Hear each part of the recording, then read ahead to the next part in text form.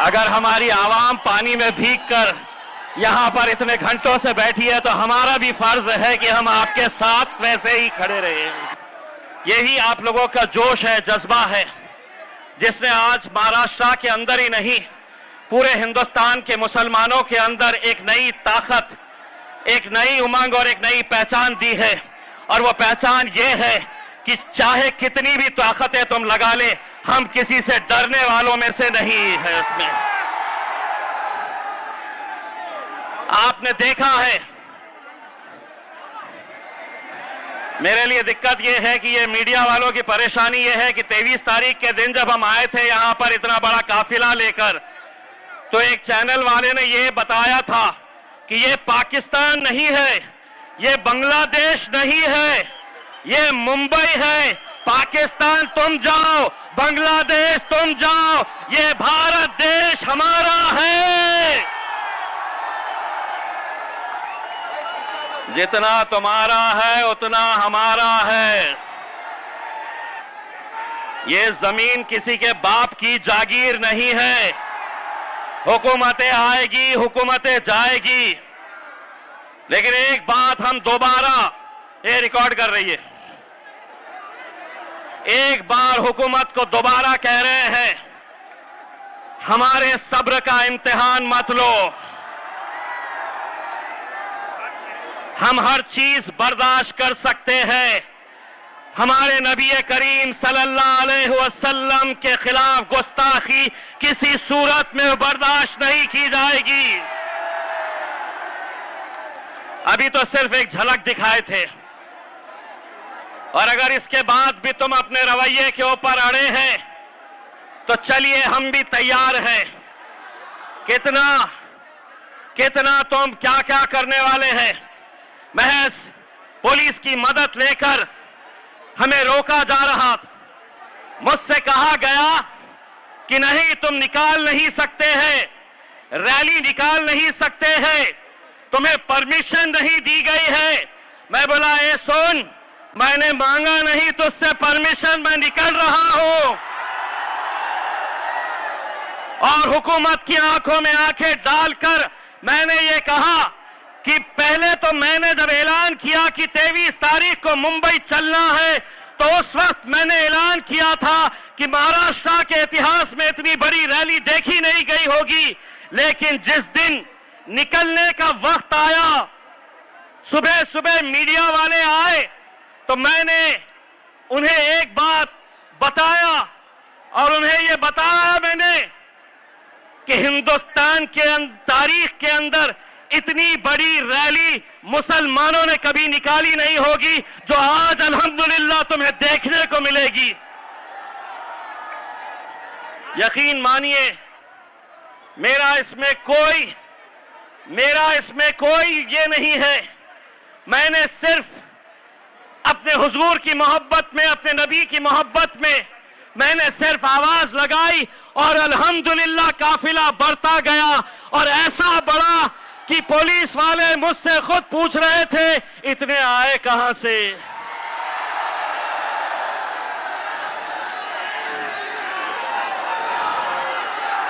मैंने उस रैली के बाद मुझे कोई गुलबर्गा कर्नाटक से फोन करता है कि इम्तियाज भाई, हमारी 40 गाड़ियां तैयार है। कोई उत्तर प्रदेश से, कोई गुजरात से कहता है कि आवाज दो, हम पहुंच जाएंगे। आज मैं हुकूमत को आवाज दे रहा हूं, सुधर जाओ। इसमें सौदा नहीं होगा, किसी तरह का कोई समझौता नहीं होगा। मुझे इस बात का बड़ा अफसोस है कि उस रैली के बाद जो हमारे अपने हैं, जो अपने आप को मुसलमान कहते हैं, जिन्हें मालूम है कि मुसलमानों के लिए हमारे नबी करीम सल्लल्लाहु अलैहि वसल्लम, हम उन्हें अपनी जान से ज्यादा मोहब्बत करते हैं, उनके लिए जान कुर्बान करने के लिए तैयार है। उन्होंने मीडिया से कहा कि नहीं, ये जो इतने सारे लोग आए हैं, इन्हें सियासत करना है, इन्हें राजनीति करना है। अरे मेरे आका के नाम के ऊपर ऐसे सौों से कुर्सियां कुर्बान करेंगे हम, कोई फर्क नहीं पड़ता।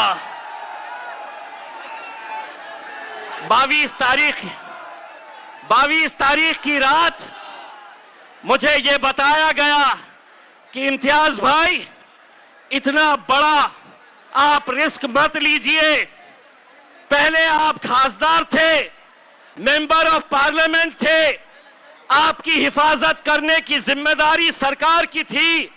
आप इतने सारे लोगों को लेकर निकल रहे, अगर कुछ हो गया तो आपके ऊपर आएगा। मैंने कहा ये जितने लोग चल रहे हैं, ये सिर्फ एक आवाज के ऊपर चल रहे हैं, और वो आवाज यही है कि तेरा मेरा रिश्ता क्या,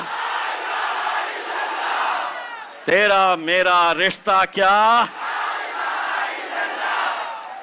ये सोच रहे थे कि तुम ही लगाओगे। अरे अल्हम्दुलिल्लाह, इसके लिए हम अपनी जानें कुर्बान कर सकते हैं। सुनो, इसके लिए हम अपनी जानें कुर्बान कर सकते हैं।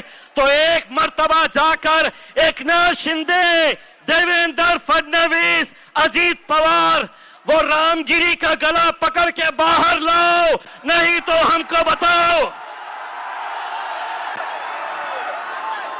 कोई भी भगवा चोला पहनकर मैं साधु, मैं महाराज, और हद तो ये हो गई।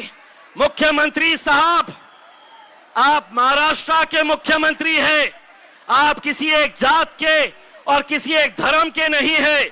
मेरे भी मुख्यमंत्री हैं आप, लेकिन मुख्यमंत्री एकनाथ शिंदे कितने होशियार हैं। अब मैं आपको बताता हूं, जब ये रामगिरी ने हुजूर के खिलाफ गुस्ताखी की, तो दूसरे ही दिन एकनाथ शिंदे आए, उसको बाजू बिठाया और उन्होंने कहा मराठी में, तुमच्या केशाला ही हाथ लावू देणार नाही, तेरे बाल को भी धक्का नहीं लगने देंगे। 2 दिन पहले मैंने उसकी तस्वीर देखी तो पता चला वो तो गंजा है, टखला है, बाल ही नहीं है। आप गौर से उसकी तस्वीर देखो, टखले को बोल रहे तेरे बाल को भी धक्का नहीं लगने देंगे। वाह,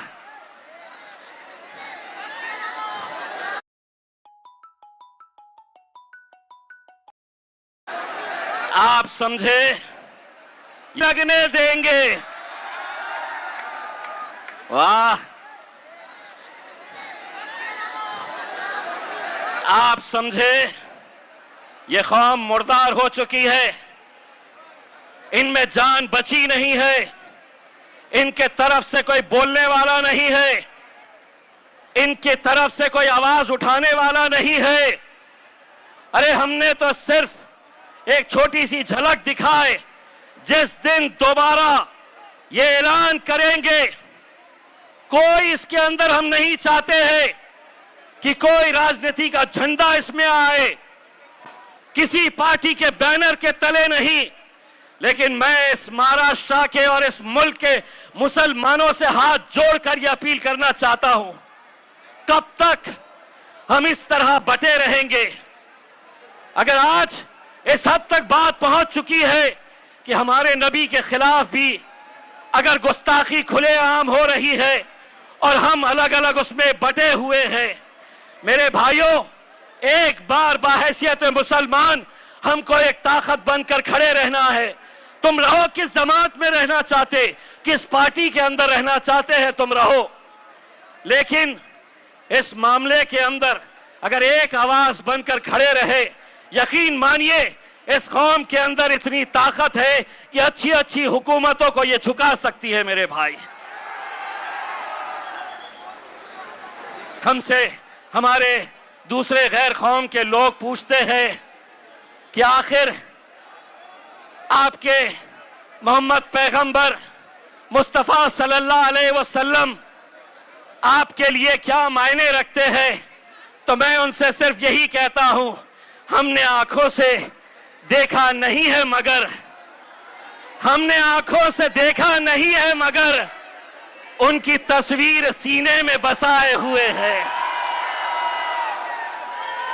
हमने आंखों से देखा नहीं है मगर उनकी तस्वीर सीने में बसाए हुए है। मेरे भाई, उस पर कार्रवाई नहीं हुई इस रामगिरी के ऊपर, तो महाराष्ट्र के छोटे छोटे प्यादे, इतने छोटे कि जिस दिन हम तय कर लेंगे तो इंशाअल्लाह उसको लपेट के असद भाई की शेरवानी में डाल के हैदराबाद भेज सकते हैं। इत्तू सा और वो समझ रहा है कि मैं कुछ भी बोलूंगा हुकूमत मेरा साथ देगी। अरे खुद अकेले घूमता नहीं है, 6 गाड़ियां लेकर, बाउंसर्स और पुलिस वाले लेकर, अगर सही मर्द का बच्चा है तो इस इलाके में अकेले बुलेट के ऊपर आके बता, सड़क चलते लड़के तेरे को टप्पू कैसा मारेंगे। वरना आज मेरे शहर औरंगाबाद में आकर देख, इम्तियाज जलील आज भी अकेले बुलेट के ऊपर घूमता है, किसी माइकल आल में हिम्मत नहीं है कोई रोक सके। मस्जिद में घुस के बोले मुसलमानों को चुन चुन के मारेंगे। आपा हटा दो, सब हटा दिए, ये हटा दीजिएगा पीछे, ओ आपा पीछे।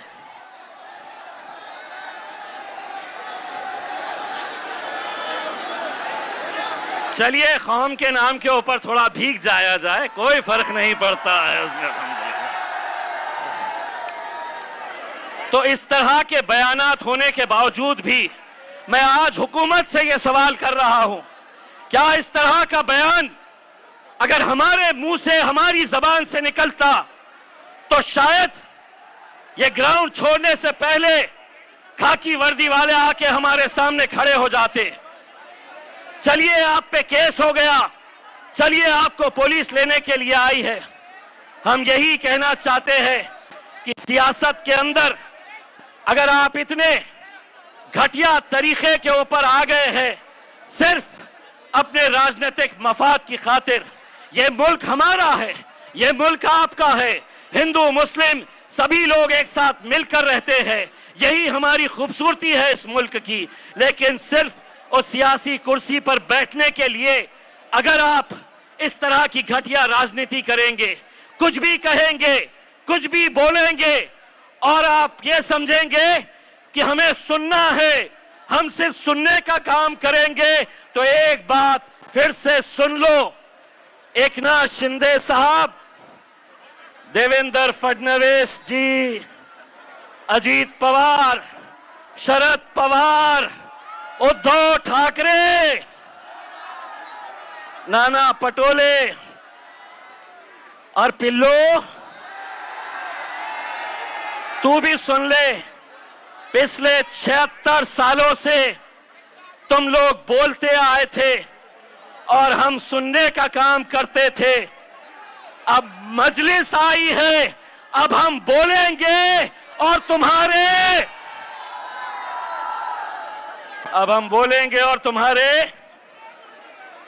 अब्बा को याद करो, उनके तुम्हारे बाप को भी,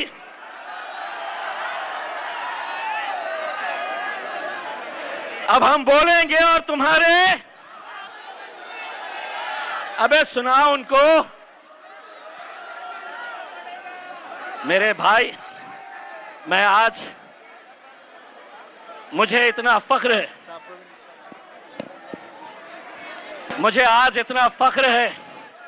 मुझे आज इतनी खुशी है कि मेरे कायद बैरिस्टर असदुद्दीन अवैसी साहब जब होटल से निकल रहे थे तो उन्हें बहुत सारे लोगों ने कहा कि साहब बारिश बहुत तेज हो रही है, आज जलसा करना मुमकिन नहीं है। असद साहब ने पूछा कि वहां पे अगर 5 लोग भी हो गए, 5, तो मैं जाऊंगा, आंधी आए तूफान आए, मैं मेरी आवाम से बात करूंगा। ये जज्बा किसी में नहीं है मेरे भाई। हम भी आपकी तरह भीगने के लिए आए, लेकिन माइक वाले ने कहा कि साहब अगर माइक हमारा भीग गया तो ये माइक बंद हो जाएगा, तो इसलिए इसका सहारा लेना पड़ा। वरना ये तय कर लो, अगर आप धूप में बैठेंगे तो हम भी धूप में बैठेंगे, आप बारिश में बैठेंगे तो हम भी आपका बारिश में साथ देंगे। बस मैं आप लोगों से जाते जाते असद साहब को यहां बुलाने से पहले एक नारा चाहता हूं, तेरा मेरा रिश्ता क्या, तेरा मेरा रिश्ता क्या।